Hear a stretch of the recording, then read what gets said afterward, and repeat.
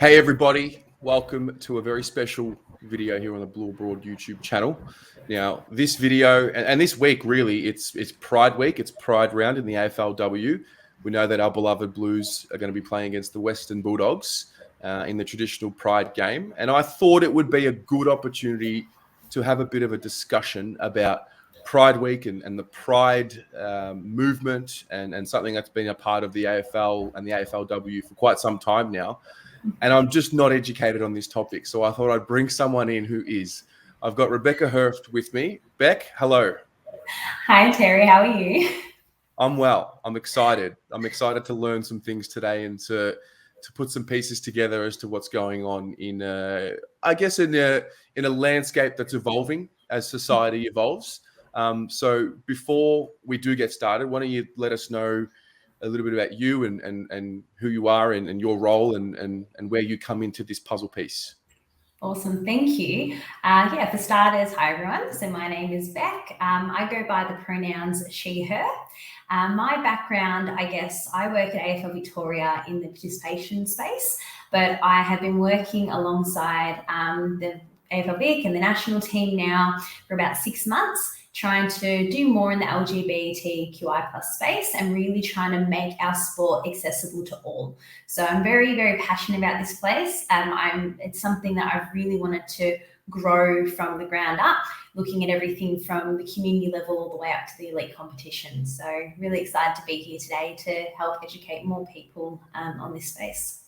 Yeah, for sure. So I guess for me, my entry into obviously I'm talking from a Carlton lens. We have a great initiative called Carlton Pride, and I chatted to David Gould, who is one of the key leaders who run Carlton Pride, and we had a really good conversation about his experience growing up as a homosexual man, going to the footy, feeling almost unsafe. I think that's the word, because of slurs that would be heard in the crowd, and there was a need for visibility, as he would describe it. So why don't you run us through what has transpired from back in the day and now that we now have a Pride initiative and what it really is all about?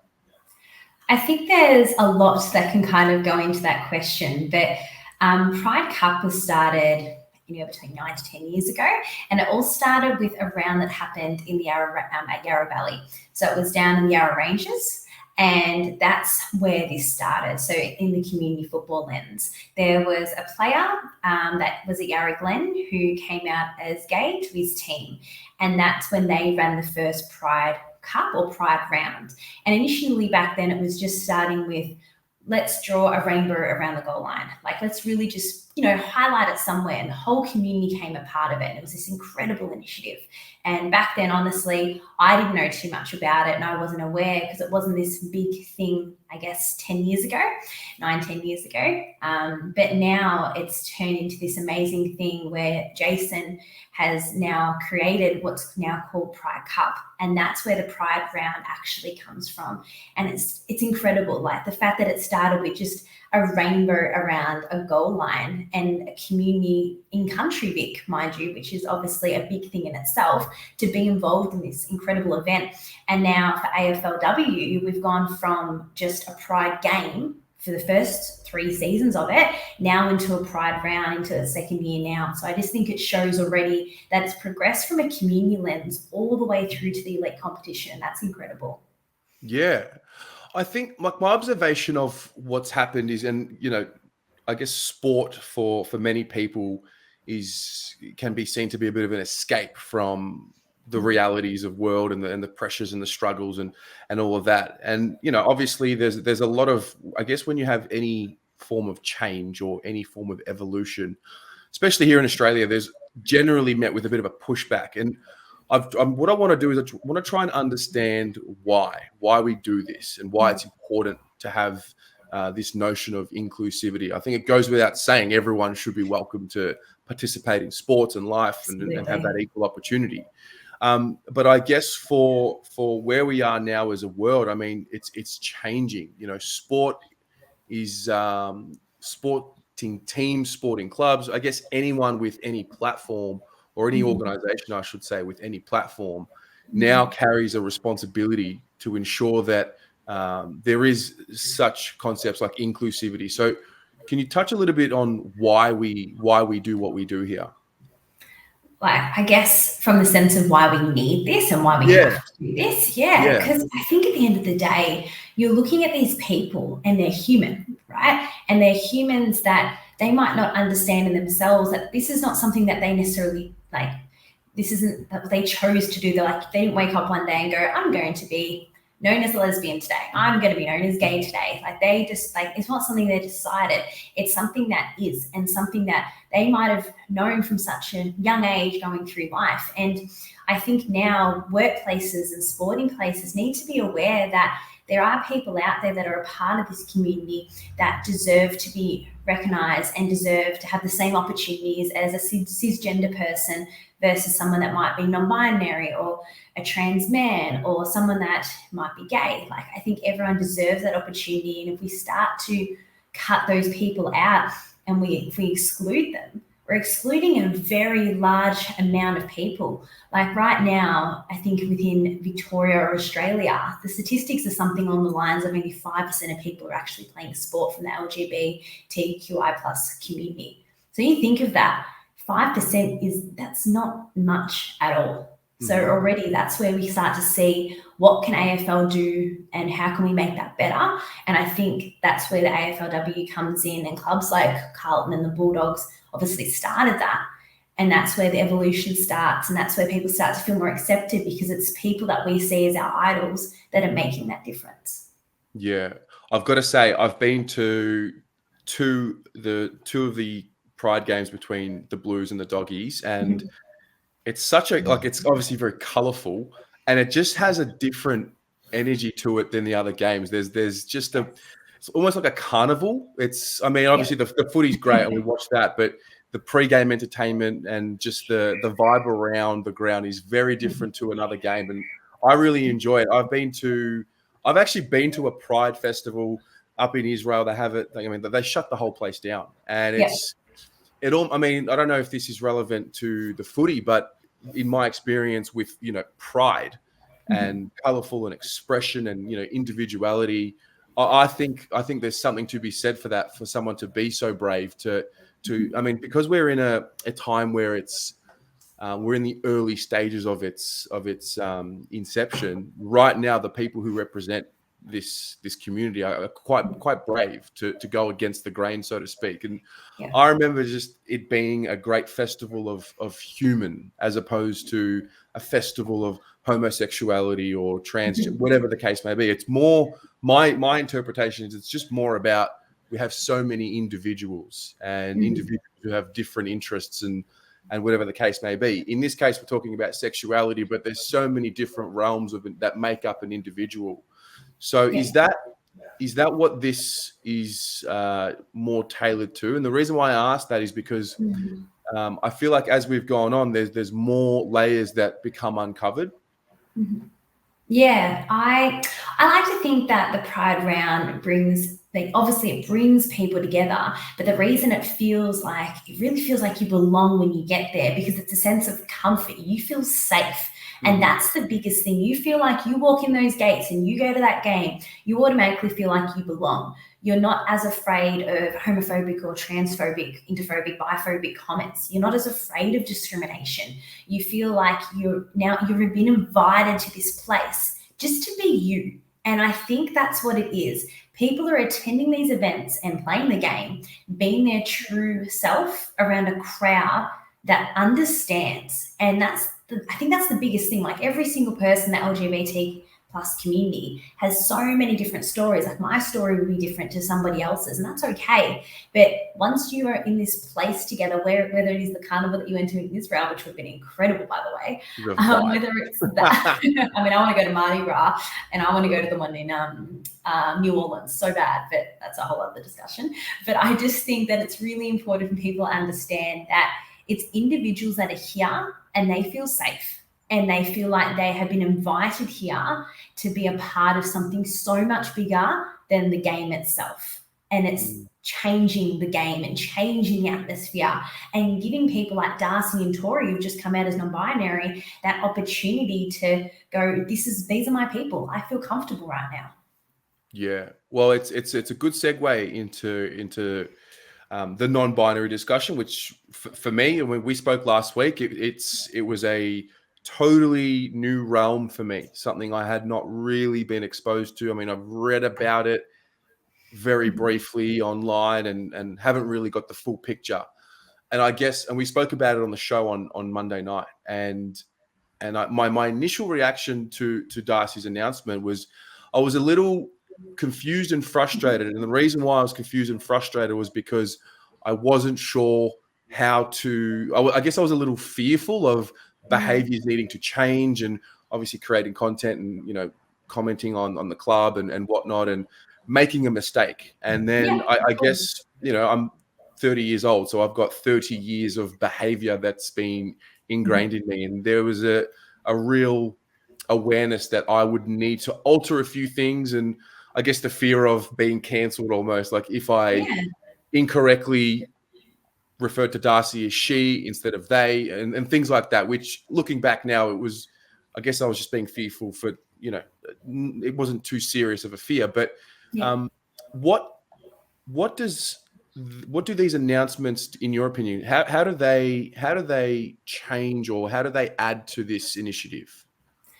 I think there's a few things with that. So I think, first of all, both Tori and Darcy are incredibly brave, brave.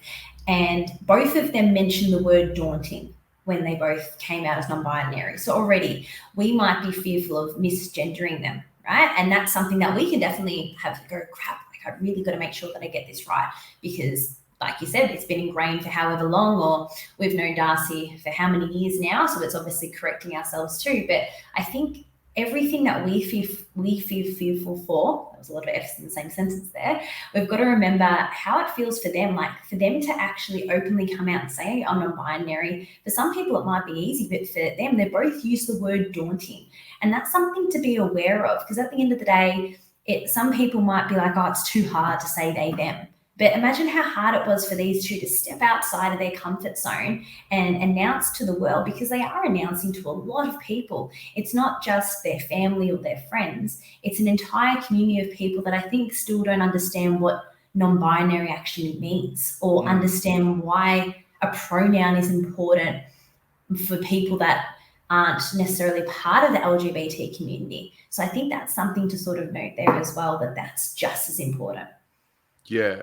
I think from my point of view, and this is just for me, like it doesn't, for me, whatever someone's personal preferences are in this space, they don't bother me. They don't, like, it doesn't matter to me. I do understand why there needs to be some visibility, because it is new. I mean, I've got plenty of friends, gay, straight, bisexual, like I've got plenty of friends in that, you know, world. It's just almost become normal to me. And I guess my focus turns rather than trying to force and make it, you know, expressly clear that they're welcome in my world. It's almost like a given for me. Rather than me changing my behavior in any special way, it's almost like a given. It's just, I look at anyone as just a human being, and their personal preferences to me don't really matter. So is this how do you see it moving? Because I think right now we're in this phase of awareness. How do you see the evolution of this? I see it moving in a way that we as a sport need to educate our fans, our communities, and we need to educate internal staff as well. I think that's the first and number one most important thing that we're going to do, is that education space. So whether that's just helping people understand what the LGBTQI plus acronym is, not if that's explaining why there's a plus at the end of the acronym, if that's explaining what pronouns are. I think they're little things that don't seem like a big picture, but I think at the end of the day, if we don't educate everyone in this space, no one's going to be able to understand what the big picture is and why this is so important.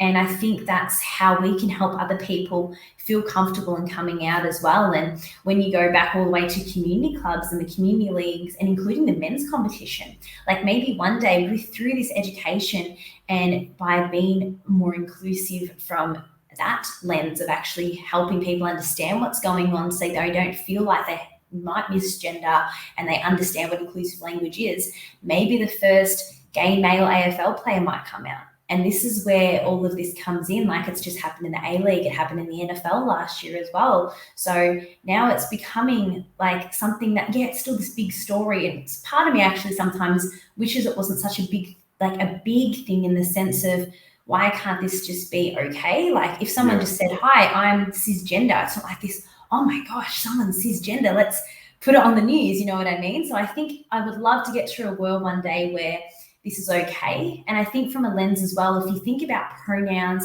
and you think about, just what people want, how they want to represent themselves, it should just be that we shouldn't just look at someone and go, oh, they must be a he, they must be a she. I think that's where the pronouns come in and why that's important, because we shouldn't just assume. And I think that's where that'll actually help itself over the years as well. Yeah. Let's touch on the pronouns, because I feel like I noticed them on Instagram. That's where I think I noticed them become. Yeah, I noticed a few more people were using them, and I was very confused at the start when I noticed it happening more regularly. And I wasn't. I mean, people who, as you said, like people who I would have assumed to be female had she, her in their bios. And I wasn't sure what was like, why there was the need to do that. Because to me, it was just so obvious. This woman is a woman, and therefore I'm clearly going to refer to her as she or her. So why do we have pronouns, and why do people who are in, I guess, you know, my eyes or everyone else's eyes, clearly male or female, why are they putting their pronouns out there? I think pronouns are the main reason that they're there, from other than to just let people know what they prefer to be known as. So, for example, Darcy and Tori, people aren't going to go and call them she, her. They've asked and they've sort of said, these are my pronouns, it's they, them. So I think from the lens of people that are a part of the LGBT community, they're willing to share their pronouns because, one, I think it shows people that they're a part of that community, but also as an ally. And that's the biggest thing here as well. I think people that aren't a part of that community that start to use pronouns, then people are part of the LGBT plus community can actually see that they care. And that's the biggest thing as well. So pronouns on signatures, Instagram, LinkedIn, whatever it might be these days, even this conversation that we're having now, and especially in this virtual world that we have now with everything that's happened after the pandemic, like we have more Teams and Zoom meetings like no tomorrow. I think I've had more meetings there than in person for a very long time. So again, it's that thing of not just looking at someone and thinking because you look more feminine compared to what the social norm is, therefore you're a female and therefore you're she, her. I think that it actually shows that there's a difference between sex and there's a difference between gender, and that's okay, but we need to learn to understand what these pronouns actually are. So I think that's why we use them, more for awareness as an ally to show that you're there and that you accept the LGBT community. And from people from the LGBT plus community's lens, from our lens, I think it just shows that we really want you to be aware that these are our pronouns, this is how we want to be represented, and gender is not just she, he. That's not what it is. And I think that's important as well. Yeah. I picture this taking, I think everyone does, taking some time to really have the general public grasp it. And there's pushback. There's people who don't believe in it or whatever the case may be. What's the middle ground? Like how do we, at this point in time right now, how do we behave in a way that's just respectful of either side of both views? I find myself observing comments and observing sentiment, and on one hand wanting to just be fluid and be neutral and allow a space where there are people on this side who believe this and there are people on this side who believe that. But I feel like we do have to have some sort of middle ground where there is a respect. I think it's funny that you say that, actually, because I think you're right. People think that it's so difficult to use they, them pronouns, more so than he, him, she, her. There's actually other pronouns other than those three sets as well. But I think people just get stuck and like, it's too hard. But people don't understand that we've used these every day before. Who are they? Look at them. Who left their bag here? I don't know. Like, they're examples. We use they, them all the time. So it's funny that people don't want to use them when we do use them. And the English language has evolved. We don't look back at Shakespeare days now and speak the way we used to then. Well, I know that I personally cannot. I'd probably fumble over my words every day. But obviously, English language evolves. But from a view of how we can be respectful, at the end of the day, if someone has said to you, "Hi there, my name is blah blah," and I'm now coming out as non-binary, and I would like you to refer to me with the pronouns they, them. I think the best way we can be respectful is to respect their wishes. And, as soon as if people mistake it and they accidentally refer to someone as she, her when they don't want to be, an accident is an accident. As long as you can go, whoops, sorry, and you can apologize, or you can flip your language around quickly to fix that, that's fine. But misgendering for the sense of I can't be bothered or I don't want to, that's where it's not fair, because these people have put themselves out there to be known as what they want to be known for, and that should be respected. That's what I think. I think another common, something that comes to my mind is I have a dog and she's a she. That's what she is. And some people might go across the street going, "Oh, your dog, he looks beautiful." And I go, "Oh, sorry, she." And they're like, "Oh, yep, sorry." So why are we okay to just quickly switch the gender of a dog, but not necessarily with people that might be a part of the LGBT plus community?